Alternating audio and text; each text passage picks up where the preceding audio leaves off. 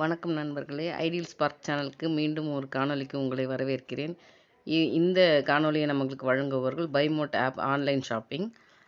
இங்கே வந்துட்டு நமக்கு எல்லா விதமான கிராசரிஸு நிறைய ஐட்டம்ஸ் வந்து நமக்கு ஆன்லைனில் பர்ச்சேஸ் பண்ணிக்க முடியும். இன்றைக்கி நான் உங்களுக்கு கொண்டு வந்திருக்க ஒரு சமையல் வீடியோ தான். இதில் பார்த்தீங்கன்னா இப்போ நம்ம பார்க்க போகிறது முடவாட்டுக்கால் சூப்பு தான். நான் ஒரு சமையல் வீடியோ தான் உங்களுக்கு போட போகிறேன். இது நாங்கள் ஏற்காட்டில் வாங்கிட்டு வந்தோம். இது ரொம்ப உடம்புக்கு ஆரோக்கியமானது. தோலை சீவினா இந்த மாதிரி தான் இருக்கும். இப்போ இந்த சூப்பு வைக்கிறதுக்கு தேவையான பொருட்கள் பார்த்திங்கன்னா, நான் பீன்ஸு, கேரட்டு, குடமிளகா, இஞ்சி, பூண்டு, வெங்காயம், அப்புறம் அந்த சீவி அதை வச்சுருக்கேன் அந்த கிழங்க.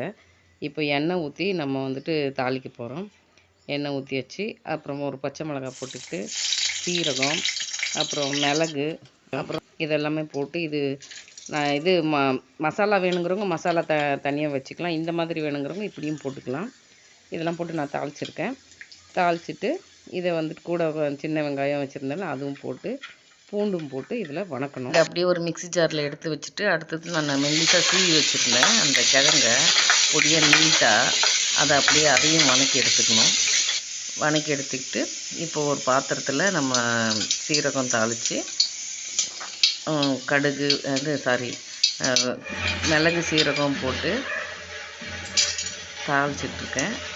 தாளிச்சிட்டு இப்போ அது கூட வந்து இந்த குடமிளகா வந்துட்டு நான் போட போகிறேன். குடமிளகா ஏன்னா நமக்கு வேணும்னா நம்ம காய்கறியும் சூப் இல்லை, அதனால ஒரு டேஸ்ட்டுக்கு அது ஒரு ஃப்ளேவருக்காக சேர்த்துக்கிறோம். குடமிளகா, கேரட்டு இதெல்லாம் போட்டு நல்லா கேரட்டு, பீன்ஸு அதெல்லாம் போட்டு அப்படியே நல்லா வணக்கி எடுத்து தனியாக இதை வச்சுட்டு போகிறேன். இப்போ அந்த முதல்ல இது பண்ண அதெல்லாம் வந்துட்டு அப்படியே கொஞ்சம் ஆற வச்சுருக்கேன். அதை வந்து இப்போ மிக்சியில் போட்டு இதை அரைக்க போகிறேன்.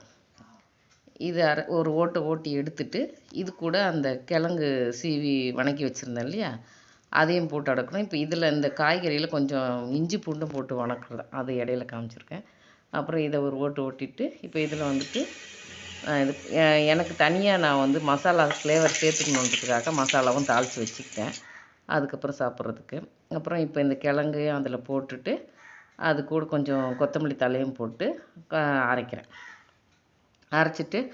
அரைச்சி எடுத்ததும் திருப்பி நம்ம வந்து ஒரு பாத்திரத்தில் தாளித்தோம் இல்லையா, அந்த பாத்திரத்துலேயே வந்து இதை நல்லா ஓரளவுக்கு ரொம்ப ஓட்ட தேவையில்ல, 1-2 கொஞ்சம் ஓரளவுக்கு ஓட்டிட்டு இந்த பாத்திரத்துலேயே வச்சு அதில் அந்த எண்ணெய் தாளித்து வணக்கினது இருக்கும் இல்லையா, அதிலே போட்டுட்டு வெறுமனே தான் போட்டிருக்கேன். போட்டுட்டு அதை அப்படியே வந்து தண்ணி அந்த மிக்ஸி ஜாரு நல்லா அலம்பி ஊற்றிட்டு அதுக்கு தேவையான அளவுக்கு உப்பு மஞ்சத்தூளும் போட போகிறோம். ஏன்னா நம்ம ஏற்கனவே நம்ம வந்து இதில் எல்லாமே காரம் எல்லாத்தையும் அரைச்சிட்டோம் இல்லையா, அதனால் இப்போ புதுசாக எதுவும் தேவையில்லை.